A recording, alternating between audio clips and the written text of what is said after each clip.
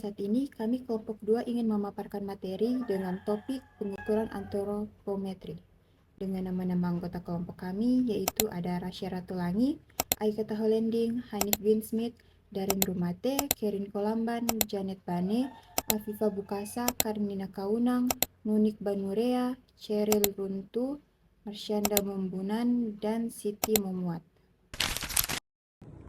Antropometri adalah ilmu yang mempelajari tentang dimensi tubuh manusia seperti berat badan, tinggi badan, lingkar lengan atas, dan komposisi tubuhnya untuk menilai status pertumbuhan, kesehatan, dan gizi.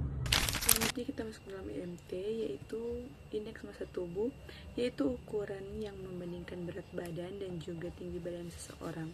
Cara menghitung IMT tersebut dengan rumus berat badan dalam kilogram dibagi dengan tinggi badan kuadrat.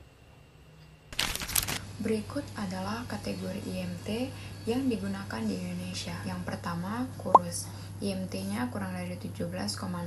Kategori ini menunjukkan bahwa seseorang memiliki kekurangan berat badan yang sangat signifikan, yang bisa berisiko bagi kesehatan.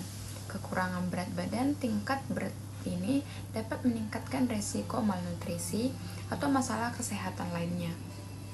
Yang kedua, kurus. IMT-nya itu 17,0 sampai 18,5. Pada kategori ini, seseorang masih memiliki kekurangan berat badan, namun dengan tingkat yang lebih ringan dibandingkan dengan kategori sangat kurus. Walaupun demikian, seseorang di kategori ini tetap perlu memperhatikan pola makan dan kesehatannya agar tidak berisiko mengalami masalah kesehatan atau terkait dengan kekurangan berat badan. Yang ketiga, normal, yaitu IMT-nya 18,7 sampai 25,0. Kategori ini adalah yang paling ideal dan sehat, di mana seseorang memiliki berat badan yang seimbang dengan tinggi badan mereka. Dengan IMT dalam kisaran ini, resiko penyakit terkait obesitas atau kekurangan gizi menjadi lebih rendah. Ini adalah kondisi tubuh yang disarankan untuk kesehatan optimal. Yang keempat, gemuk. IMT 2,5 sampai 2,7. Ketika seseorang masuk ke dalam kategori ini, berarti berat badan mereka sudah lebih tinggi dari rating normal. Kelebihan berat badan tingkat ringan ini dapat meningkatkan risiko kesehatan seperti hipertensi, diabetes, dan masalah jantung. Disarankan untuk mulai melakukan perubahan gaya hidup seperti berolahraga dan mengatur pola makan.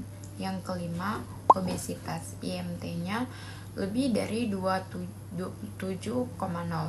Pada kategori obesitas, seseorang mengalami kelebihan berat badan yang signifikan. Obesitas adalah faktor risiko utama untuk berbagai penyakit kronis, termasuk diabetes tipe 2, penyakit jantung, dan gangguan pernapasan pada tahap ini. Selanjutnya ada karakteristik responden berdasarkan jenis kelamin.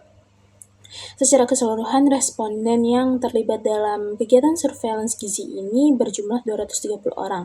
Mayoritas berjenis kelamin perempuan, yaitu dengan jumlah 191 orang atau 83%, dan juga responden laki-laki berjumlah 39 orang atau 17%. Dominasi responden perempuan ini sejalan dengan proporsi mahasiswa yang umumnya lebih tinggi di program studi ilmu kesehatan masyarakat. Selanjutnya di sini ada karakteristik responden berdasarkan usia. Responden didominasi oleh kelompok usia 19 tahun dengan memiliki jumlah tertinggi yaitu 107 orang atau sama dengan 46,5%, dan diikuti usia 18 tahun sebanyak 89 orang atau sama dengan 38,7%. Sedangkan usia lainnya memiliki persentase yang lebih kecil, yaitu usia 20 tahun sama dengan 10%, 17 tahun 2,6%, dan 21 tahun 2,2%. Hal ini menggambarkan bahwa sebagian besar responden berada pada rentang usia remaja akhir yang masih berada dalam masa pertumbuhan dan masa perkembangan. Baik, sekarang kita masuk pada hasil pengukuran berat badan dan tinggi badan. Untuk mendapatkan hasil pengukuran berat badan, rentang berat badan mulai dari 85 kg hingga 102,7 kg. Rentang yang lebar ini menunjukkan adanya variasi kondisi fisik ekstrim, mulai dari potensi massa gizi kurang hingga gizi lebih. Sedangkan untuk mendapatkan hasil pengukuran tinggi badan, rentang tinggi badan mulai dari 135,5 cm hingga 180 cm. Sebagian responden memiliki tinggi badan di kisaran 150 sampai 160 cm. Baik, saat ini kita masuk pada hasil pengukuran lila. Pada slide ini dapat kita lihat hasil pengukuran lila atau lingkar lengan atas. Rentang nilai lila dalam kelompok yang kami ukur berada antara 20 hingga 45 cm. Dari keseluruhan data, sebagian besar peserta memiliki lila pada kisaran 22 sampai 26 cm. Rentang ini termasuk dalam kategori normal, sehingga menunjukkan bahwa mayoritas responden memiliki status gizi yang baik berdasarkan indikator lila. Selanjutnya, untuk hasil status gizi responden, yang pertama ada mayoritas normal, sebagian besar responden, yaitu 125 orang, sebanyak 54,3% memiliki status gizi normal. Selanjutnya untuk gizi kurang, sebanyak 41 orang, yaitu 17,8% tergolong kurus, dan 18 orang, yaitu 7,8% tergolong sangat kurus. Selanjutnya untuk gizi lebih, sebanyak 16 orang, yaitu 7% tergolong gemuk, dan 30 orang, yaitu 13% tergolong obesitas. Pada hasil pengukuran resiko kekurangan energi kronis, sebagian besar responden perempuan yaitu sekitar sebanyak 188 orang atau 81,7% tergolong tidak berisiko mengalami kekurangan energi kronis. Ini menunjukkan bahwa sebagian besar perempuan memiliki ukuran lingkar lengan atas yang normal atau di atas batas risiko kekurangan energi kronis. Sedangkan terdapat 2 responden perempuan 1,3% yang menunjukkan risiko kekurangan energi kronis, yaitu perempuan dengan lingkar lengan atas kurang dari 23,5 cm. Jadi, jumlahnya sangat kecil dibandingkan dengan total responden perempuan.